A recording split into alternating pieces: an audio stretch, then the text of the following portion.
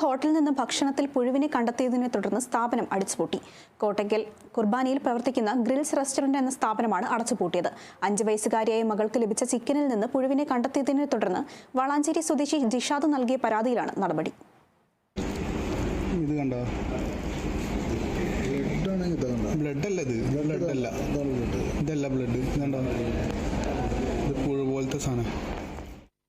കഴിഞ്ഞ ദിവസം രാത്രി കോട്ടയ്ക്കൽ ചെങ്കുവെട്ടിയിലെ സാങ്കോസ് ഗ്രിൽസിൽ ഭക്ഷണം കഴിക്കാൻ കുടുംബവുമൊത്ത് എത്തിയതായിരുന്നു ജിഷാദ്. തുടർന്ന് ഓർഡർ ചെയ്ത ഫ്രൈഡ് ചിക്കൻ കഴിക്കുന്നതിനിടെയാണ് പുഴുവിനെ കണ്ടത്.